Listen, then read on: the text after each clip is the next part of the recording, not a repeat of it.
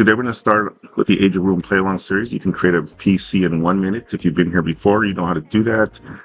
We're going to use the 2-point combat action system. 20 to 25 minutes of it is literally the PC creation. So I guess in real time, it's actually about 30 to 40 minutes for the actual gameplay. I have to show you how to create a character real quick if you haven't done this before. This way you can immediately create a character and play along if you don't have a PC. So what we're going to basically do is use Shadowdark rules, essentially, which is don't let it freak you out. Shadowdark and Dungeons & Dragons are essentially the same thing. Shadowdark is a 1E, 5E hybrid. But it's if you've played any Dungeons & Dragons game, this is going to be completely familiar to you. So the first thing I want to do is I want to go ahead and do character creation. And so first thing you need to do is go to shadowdarklinks.net. Okay. Excuse me again. Get the elixir. Apologies again if my voice gets a little weird. So you go to this shadowdarklinks.net. I believe we're up to the 6 scrolls for Shadowdark. And these scrolls are basically supplements, and they all come with new environments, new classes. But for simplicity's sake, for today, we're going to unclick all these. Although I do recommend looking at them. They have like a warlocks. They have what you might call a dark paladin. They have a ranger. There's a lot of different other classes on here, which, in my opinion, are a little bit stronger than the core. But you can definitely, except for maybe the magic user. Well, I guess the magic and the cleric are all pretty. Anyways, so let's go and unclick these. And so the fastest way you can do this, if you already played it and you don't have the character sheet on you, and you just want to get going, is you choose random one, hit best fix, and then you can just create random character. And as you can see down here, it create a goblin thief. Again, part of the core. You can see dexterity is the primary core attribute that's important for this. And if you were happy with this, that's the other thing. So today we're going to do an adventure. I'm a little rusty, but we're going to do an adventure for any level between 3 and 7. And the way we're going to compensate for that is by giving you more henchmen for the lower levels that you choose. So in this case, I'm actually going to pick a level 3 character. And then I'm just going to give myself X amount of extra henchmen to take with me for this adventure.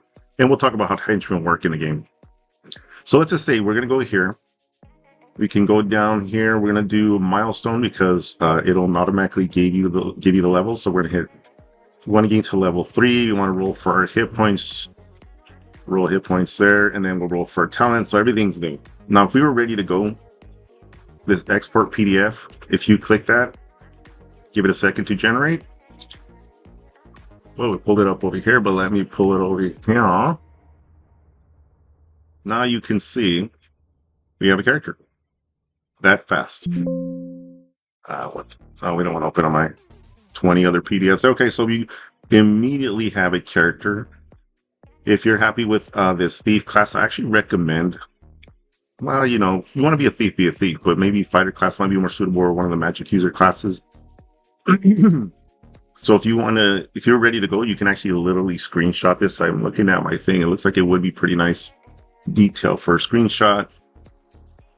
By the way, I should note these things. If you cannot see this, if it looks blurry, it's literally the settings on your YouTube channel. You can go to the settings, and then it'll show you what level of pixelation or definition you have, and you can increase it to the highest one, and you should be able to see these little writings if they're a little blurry on your screen. Of course, always turn your phone sideways. Maybe that might help. But this gives you all the classes of the weapons, either the armor class, your hit points.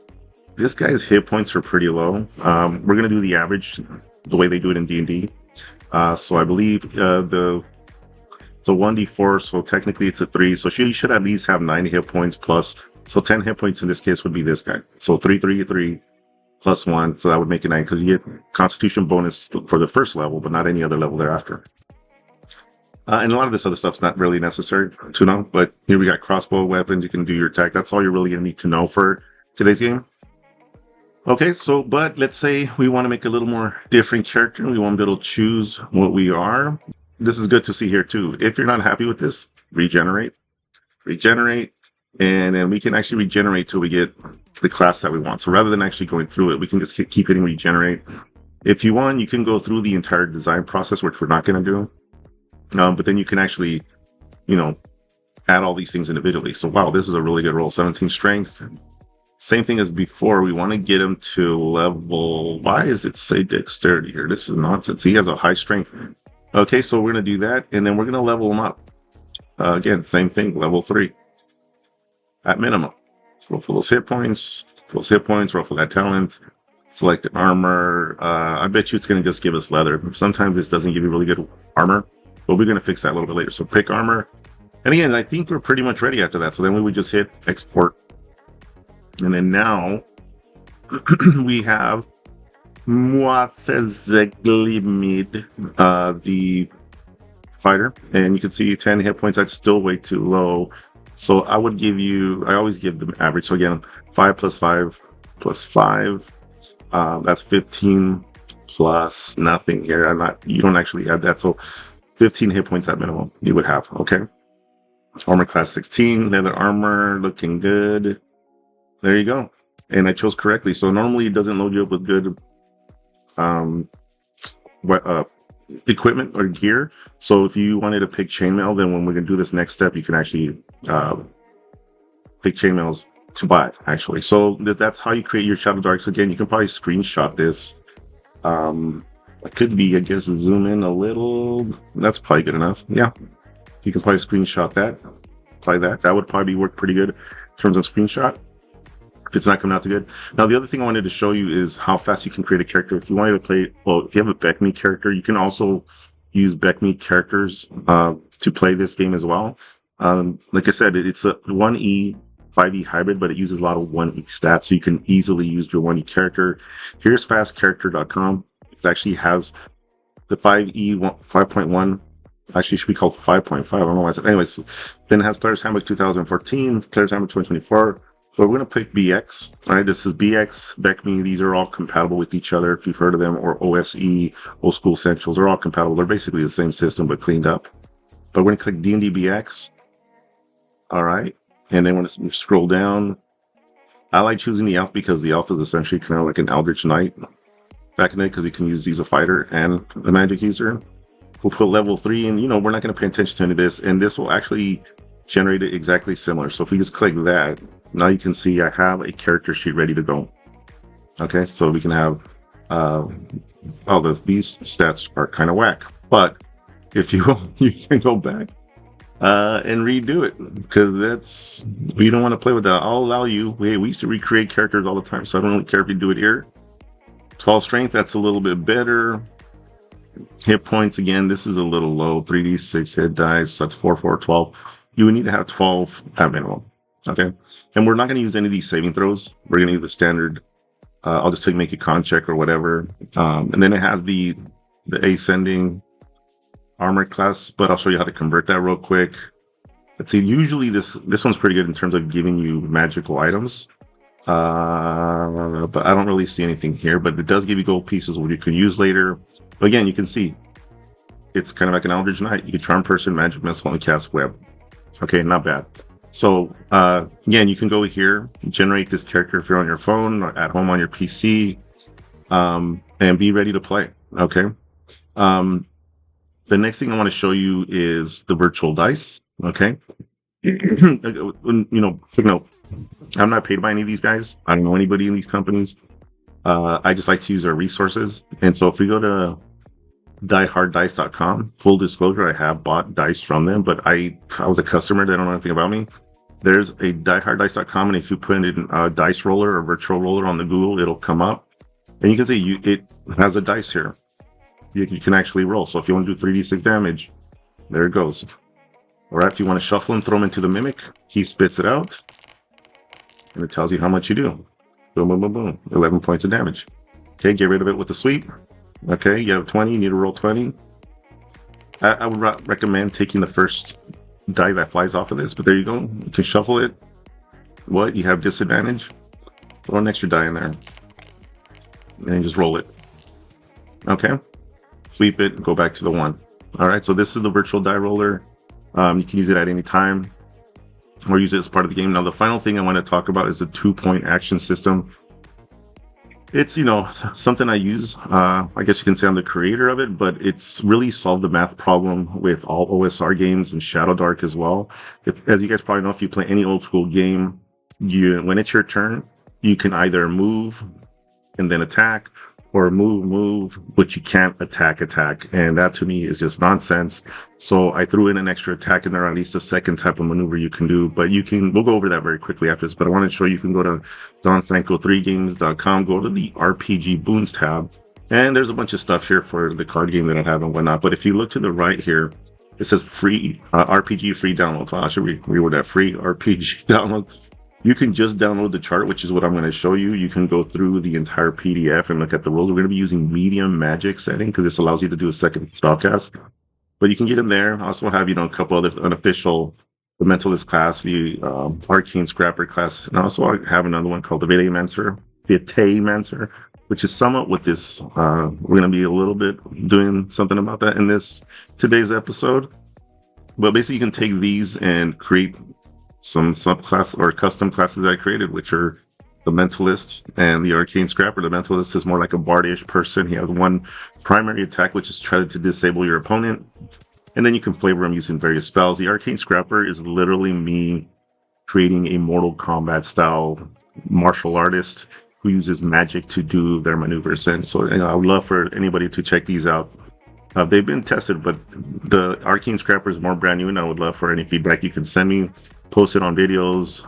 You can actually email this Don Franco 3 Games website, which is my website. You can send me messages there to, give me your feedback. Or leave a message anywhere on my videos. Probably this one or any of them though, because I get notifications and I do check them out regularly. So, I think that's it. So let's go in with that. Hopefully, it didn't take too much time. The demo was pretty short. So again, let's go over some basic rules. So it's the Age of Ruin and Exploration. Working on the title a little bit, whatever. So before you start, level up the PC. If I do not say it in the video, the DC is a 10. Okay, because in the past I forgot to say what DC is. It's a DC of 10, and the reason I do that, sometimes I'll say, DC 15, DC 13, but if I don't say anything at all, it's a DC 10. A lot of times it's DC 10. I do this because I want your bonuses to matter. Right, there's nothing worse than having a freaking +4 DC 15, and what's the point of you having a freaking 18 strength? So anyway, so then if the images are blurry, video resolution, try to fix that. If you're watching this live, tends to be slow. I don't care who's recording it. It tends to be slower than normal. You can bump up the speed if you're watching this after the fact to 1.25 speed, and it might play what you are accustomed to. So not just for my video, but any future video. You see, you can actually boost the speed. I was talking about that ascending armor from all the old school stuff, the old school D&D stuff, how you can convert that. Depending on what level you chose, your 1 through 3, 4 through 6, your armor class is translatable to here. Okay, so let's go look back at our character. Armor class of 4. If we look at a 4 and it's a level 3 character, that's actually a 15. Okay. So it's very close to just taking, in this case, it's 19 minus 4, right? So if you had a 19 and you minus 3, it's 16. Yeah, 19 minus 2 is 17. So if you get what I'm saying, so that's how basically you calculate it out. But if you want to do that, just look at your armor class. 4 is 15. Now you know what your armor class is. So it was 14, 15. Yep, that's right. So 4, you'd have a 15 armor class for this game. And I don't know, this is just my side note. It actually counts to having a +1, a +2 bonus to hit, but we don't ignore all this. But what I do want to do is I want to use Shadowdark ability stats because that's just where they take it from 5e, making these numbers matter a little bit more. Let's not get into what I'm talking about, but if you know what I'm talking about in terms of what these numbers meant back in the day, it was really hard to get these bonuses. Excuse me again. The elixir so divine. So if you, whatever strength or stats you have, I would literally take my character sheet if you created a D&D BX character and add these bonuses, like mark these down next to it if you can. Or, screenshot this as well so you know what your bonuses are. And we're going to be using the 2-point action system, okay? It looks pretty good. Let's zoom in a little bit more though, okay? So the 2-point combat action system is very simple. I mentioned before, it's, the action economy with OSR games is pretty bad. You can only move, or move attack, or just attack. So if you don't have to move, you waste energy basically. So in this case, we allow a second type of attack, So here's your primary move is to move or melee or spellcast. That's a standard role like every other game. But your secondary maneuver, if it's going to be an attack or a move or a spellcast, these are the rules. So you can easily, like any other, at all times, you can always move up to your move again. If you do a second attack, it's a -3 penalty. That's equal to a difficulty class in Shadowdark, but it just means in roleplay sense, once you throw that first strike, the second strike, the opponent's a little bit more ready for it. And so therefore there, you lose the ability to attack better. And then the spellcast, tier 1, single targeting, non-incapacitating. Yes, this really limits the power of that second spell, but this is what balances the game. Now there is no penalty because not only is the spells weakened, the second one you can cast, but on top of that, in Shadowdark, if you cast a spell and you fail, you can no longer use that spell. So it's a big price to miss in Shadowdark. Okay, so the other thing that makes the 2-point action system unique is that you can actually do reactions. Okay, so you get 2 points as soon as the combat starts. Anytime that combat starts, you have 2 points. If someone takes an attack at you and you might die from that attack immediately, you can attempt to parry or block, and that's going to give you a -2 to their attack. This is something anybody can do, right? Anybody can, pick up their shield or block with their sword, even if they're not proficient. This is just what standard people can do. But to really give parry and block, meaning if you have proficiency in the weapon that you're using, you can add your dexterity modifier. So it really helps make that dexterity matter and more dexterous players matter. The next reaction you have, so there's really only 2 reactions in this game, is dive. And what you do is you just dive into the line of sight space that you are, except you fall prone. And when you're prone, obviously they're going to have maybe advantage against you. But this is a last resort attack. You can see the hit points are pretty low here in Shadowdark, right? You're going to have 12, 15 hit points. Basically, that amounts to about 1 or 2 hits, maybe 3. And if you don't want to take that final blow, you can do a dive into a space. It's going to cost you 1 point. So again, all these maneuvers cost 1 point to use. You get 2 points for as soon as combat starts. And as soon as your turn ends, you get the 2 back. Okay. But if you dive, you jump the distance as far as you can, line of sight. It's got to be clear. You fall prone. It costs you an entire point to stand back up. So this is really one of those moments where all you're trying to do is survive. So you dive, that costs you a point. It's your turn. You're prone. You can spend a point to stand up, and your turn is basically over. Okay. And there is no jump calculation, but I created one for Shadowdark here. It's just one. Everybody can jump 1 space, basically. But the stronger you are, you add your strength modifier. And then if you have your full move and then jump, you can double whatever that is. So you can move up to, if you have an 18 strength, you can jump really far. But most of us are going to have 1 or 2 space that we can jump. So if you have that running speed, you can jump up to 15, 20 feet, which is pretty extraordinary. But hey, that's how it is. Okay, so that's how you use the 2-point action system. And of course, it's a little bit of a self-plug. The 2-point action system, again, is convertible with any of these OSR games. It's because all these games have an attack, a move, but that's it, right? So you either attack, if you have nothing else to do, you can't do anything else. You waste. All you can do is 1 attack, but use the 2-point action system. The other conversion we want to think about is if you are, for some reason, playing with Castle and Crusades, which is a little more powerful than these other games. Sagaborn's a little more powerful than these other OSR games as well. I should put OSC. Oh, it's on there. Anything that's a cantrip is considered a tier 1 spell. Okay. Or if it costs 0 mana, it's considered a tier 1 spell, just so you can kind of understand when you're trying to use that second spell cast what it means.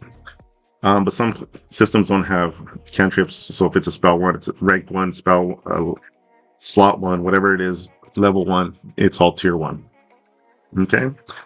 Now, the final thing I want to do is I want to give you some magic items if you don't have any. So depending on what level you chose, you're going to give yourself that much gold pieces. So if you chose a level 3 character, as I suggested, you're going to have 60 gold pieces. Okay, we're just going to choose the highest XP value, and that's how many gold pieces your character starts.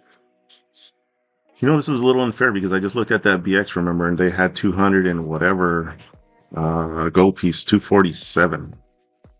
So that seems a little unfair. So let's go ahead and, you know what? The BX character, let's cut their gold pieces down to 1/3. Yeah, and that makes it fair. So whatever it says on your BX character sheet, cut down to about 1/3. And the reason we're doing that too is the prices of Shadowdark equipment's a little bit different. And so that gold pieces are it is going to matter. I mean, you know what I mean? Like, it's cheaper in Shadowdark, so 247 goes way longer, way further in Shadowdark than it does in Dungeons and Dragons. So now that we know how much gold you have, depending on the level that you chose to be. So again, if you're level 3, you got 60, 100, 150, and so forth as you go up this level. I think at 1, 3 to 6, you can make a 7th level character. It'll be fine. Yeah, let's just say up to 7th level character. Or if you've been playing along, bring your PC with you, okay? And then based on that, now you have your gold. You can start buying equipment, okay? So I have the expanded weapon list here from all the scrolls. So you can buy the hand axe, the stave, a round shield, which is I don't have the scroll listed here. But just trust me, and these are from another, I think this might be Crit Scroll 1. There's more weapons here. Here's more weapons on here that you can choose from. And this is the standard weapon list in Shadowdark, as well as the armor in Shadowdark. So you can buy whatever you want. Go ahead and, screenshot it, pause the video. You can take a look at this. And I should be able to see, what does it look like? It is a lot of info. But you should be able to also stop the video and see the throne property, spirit thrower property, and then we already returning property. That's for the boomerang. Okay. So hopefully you got all that. Then we're also going to give you a magical item. Okay. You should always start your players with a magical item. I don't care if they're level 1, 0, who gives a crap. So we want it to be fair, right? So if you're a magic user, you probably don't want armor, and you probably don't want weapon. So I would say roll the d6, and then whatever you get between 2 and 5. If you really want it to be random, it doesn't make sense, right? Because if you're adventuring and you come with the magic wand and you're a fighter, you're probably going to go take it somewhere and sell it, or give it to a friend, and vice versa. So I would say pick an appropriate here, and then once you do that, you just go to these different charts. Okay, so once you roll the 1d6 here, you pick. Now you can roll the type of armor it is, the bonus you're going to get with that, okay? And you can add a benefit to it, right? Literally roll 2d6, and then depending on what you roll, you can add an extra benefit. And here's some armor benefits, potion benefits. If it's a scroll, the tier of the spell, you have to have some Shadowdark. And actually, you can go online and find all the Shadowdark spells on the website. Okay, so then you choose that. Here's weapon benefits. And I think we're good.